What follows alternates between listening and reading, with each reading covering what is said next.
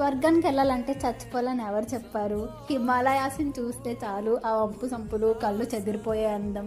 చిన్నప్పుడు సోషల్ బుక్స్లో ఆ మంచు కొండలు చూసి మురిసిపోవడమే తప్ప నేను నిజంగా చూస్తానని అయితే అనుకోలేదు. 2023 ఫ్రెండ్స్తో ఫస్ట్ ట్రిప్ అనమాట. సమ్మర్లో వెళ్ళాము. ఆబ్వియస్లీ ఇంట్లో ఒప్పుకోలేదు, బట్ మీ సావును వదిలేసరికి నేను మొండి పట్టానని చెప్పి. But the best experience I had here.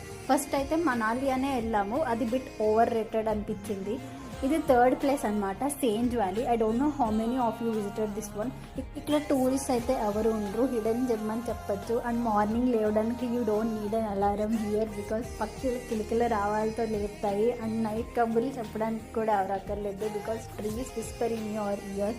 The calmness, the silence stays in this place అసలు ఎక్స్ప్లెయిన్ చేయలేము, ఎక్స్పీరియన్స్ చేయాలి. ఇలాంటి ప్లేసెస్కి వెళ్ళినప్పుడు నిజంగా ట్రావెలింగ్ ద బెస్ట్ అనిపిస్తుంది. సో ఆ ప్లేస్లో పైన లేక్ ఉంది, కొండెక్కాలి అని చెప్పారనమాట. సో మేము మార్నింగే స్టార్ట్ అయ్యాము. బట్ అది సమ్మర్ కాబట్టి పైకి వెళ్ళాక ఎండిపోయింది అని చెప్పారు. బట్ మిడోస్ అయితే చూసాము.